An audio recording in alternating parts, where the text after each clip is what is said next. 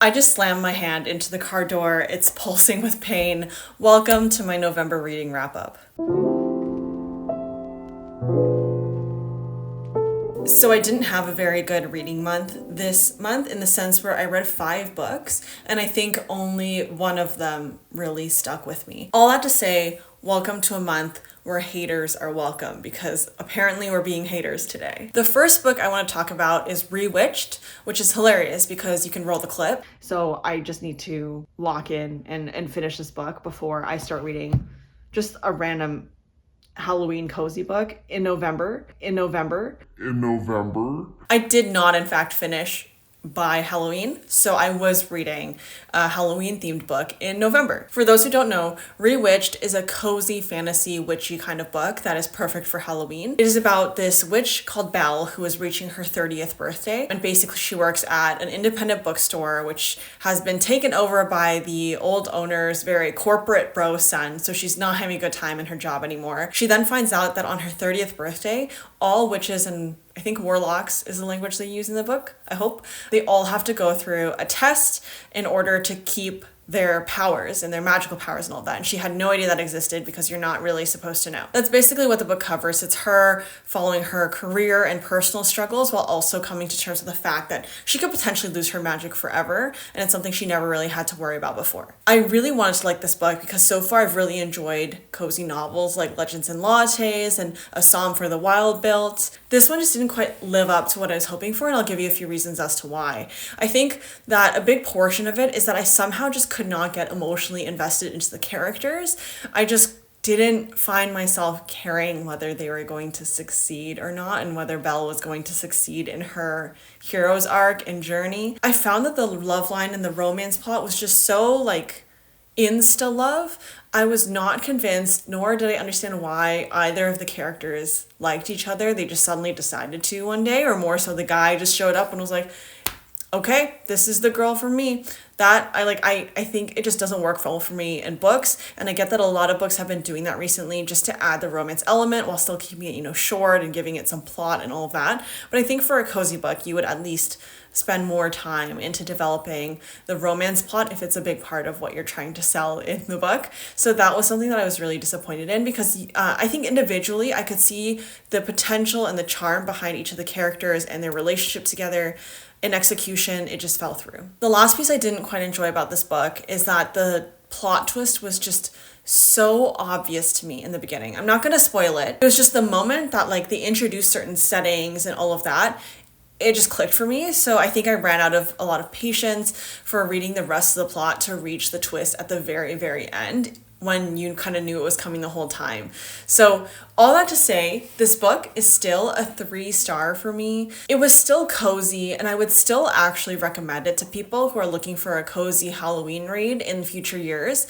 I would say give it a try yourself. There's nothing inherently so flawed about this book that I wasn't able to finish it. I did not DNF it. I still had a good time. It was charming. It was whimsical, all of that. Just know it's quite two-dimensional as a story, very non-complex. So you kind of just have to ride with the wave and just ride with what the author's telling you and just go with it. And you do not have to think at all while you're reading this book. So that's a plus. That is my honest review for Rewitched by Lucy Jane Wood.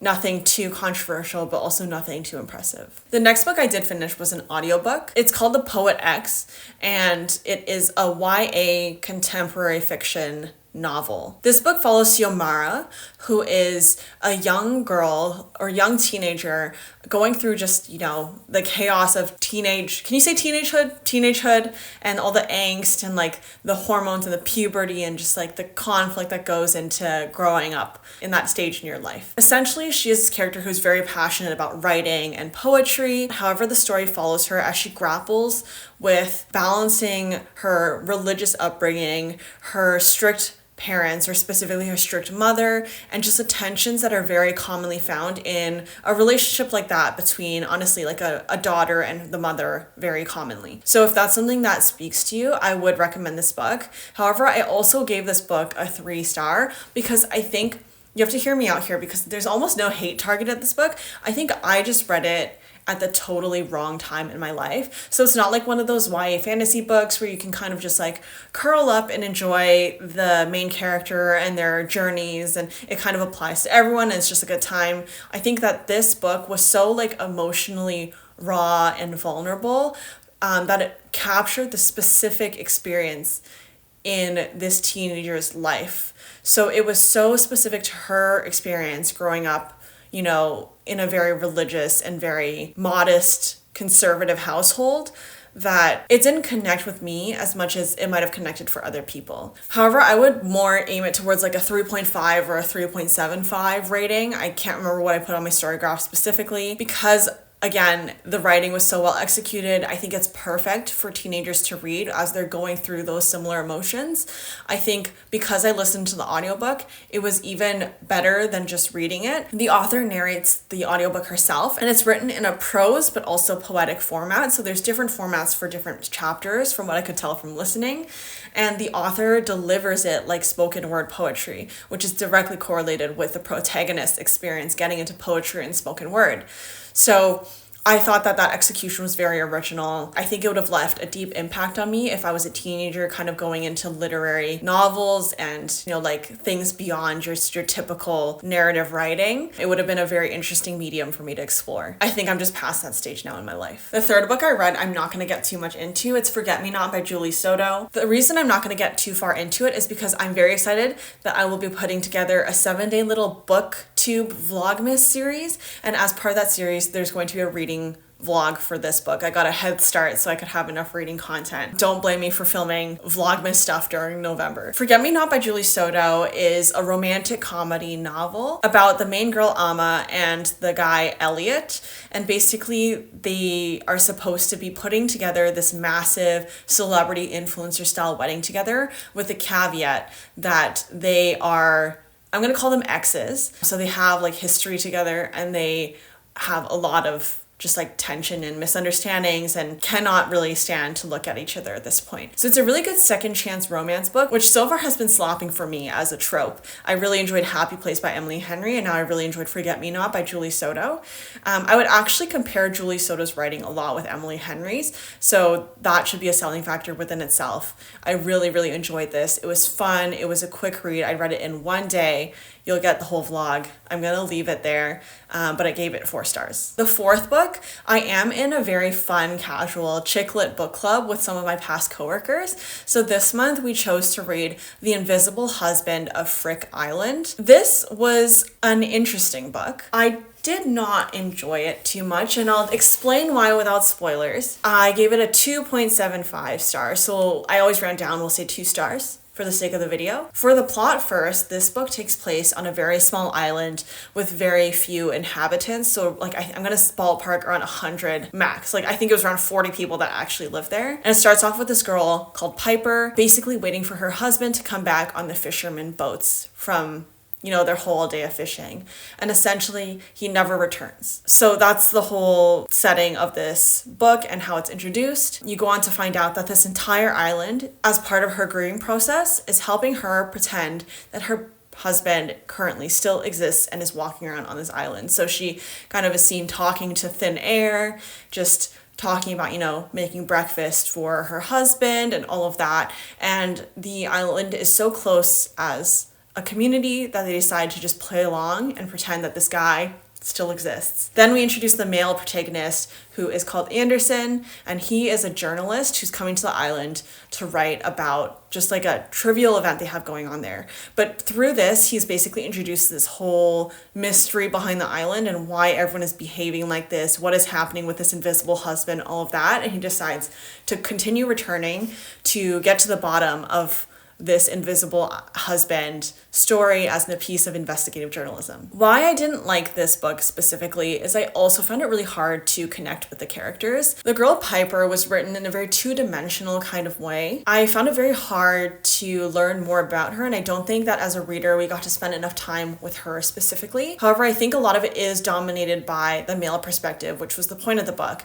And I just found him so annoying as a character. Like I didn't want to follow his perspective by the end of the book. I was just done with him. I think he was meant to be a flawed character. I think he was meant to make mistakes. I just I couldn't stand him. I'm so sorry. He was really annoying. He was making just like bad mistakes where I'm like, are you a bad person, or are you just like you can't think properly? So I think that's what frustrated me. Like, I couldn't deal with him at all, and it was mostly in his perspective. The other thing I will say is that the twist at the very end is so goofy. It's so goofy. Like, you can't even guess the twist because it's so goofy. I have no other term for it. Like, I think it's when you read up to a point, you're like, okay, like I will finish this because first I want to talk to my book club about it, and it's also fun to just like, when you don't like a book, you can talk about it. But I also want to just know, like, okay, how is this going to resolve itself? Just like, tell me what's going to happen. And I was not satisfied with it. I'll leave it at that here. Skip the next 10 seconds and I'm going to whisper really closely. I'll have my hand up so you can skip to when my hand's not up if you don't want the spoiler. It was never her husband. She was never talking to her husband. She just found a stray cat and called the cat her husband's name and just went and talked to other town people about the cat using her husband's names, so everyone just thought she was talking about her husband, and then when people started pretending that her husband was still alive, she decided to just pretend it too. Like, wild. No context, disappointed. If you skip the spoiler, welcome back. If you want to read this book, it's not something that I'm hating on so much because the writing quality is still there. Genuinely, like, the writing quality is still there. The book is, I think it would be entertaining if you just enjoy like almost like low stakes books with a twist at the end and just with some like fun small town adventures. The small town aspect, I think they really developed the community feel very well, and I came to understand the charm of Frick Island as a setting and as a community. It felt very much like those limited series that you would watch with like some mysteries in a small town. So if you like that kind of atmosphere, you can still go ahead and read it. It's not that bad. I think it just wasn't for me again. The final book I just finished before filming this, and it was the best book I read this month. Forget Me Not was a close second, so definitely that one I would recommend as well. Six Crimson Cranes by Elizabeth Lim. I've been holding off on this for a long time because I get scared of, like, when I read YA fantasy, specifically based on Asian settings, mythology, and history, I've had a mix of successes. I've had some where they've been so well done, like Iron Widow, and others where I read one called Library of Legends, where I was reading a bit flat and a little juvenile. So I was scared the whole time to pick this up, even though it's been on my TBR for a while, but it did live up to it. So I would compare this to the Graceling series by Kristen Cashore. It gave me a similar feeling in terms of how they executed like the kingdoms and the whole story behind it. I think ultimately this book is based on an existing fairy tale, so it's a retelling, and it's based on the fairy tale The Wild Swans. We get introduced to the main character, whose name is Shiori, and she's basically the youngest princess in this kingdom with 6 older brothers. And it starts with her just being like typical princess conflict. So she's betrothed to someone she's never met. She has magic in a kingdom where magic is not allowed. It's been stifled and it's like fully illegal, all of that. Her evil stepmother turns all of her brothers into cranes, so 6 crimson cranes. And then she curses the girl so that she cannot speak without one of her brothers dying. And they all get exiled out of I'm going to say the capital of the kingdom, if that's the right term. And basically her stepmother is just going to like take over the whole kingdom while manipulating her dad. So that's where I'm going to leave the plot. I wasn't 100% sold on it just going in, but it was a phenomenal YA fantasy book. I think it filled this gap in my heart that was missing a good YA fantasy since I read Crooked Kingdom last year.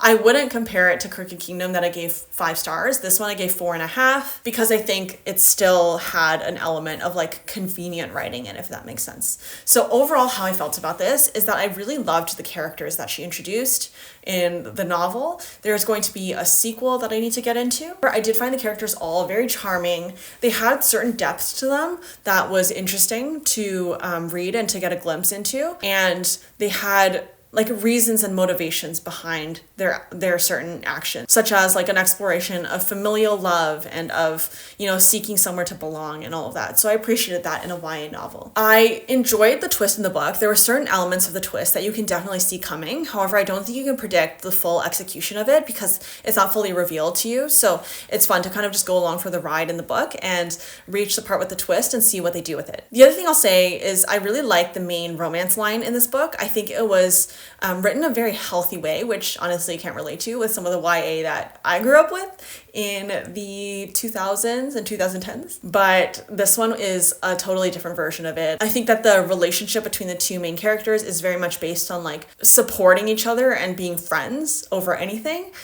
So I really appreciate how they developed that relationship there. And also I think that the book had decent pacing.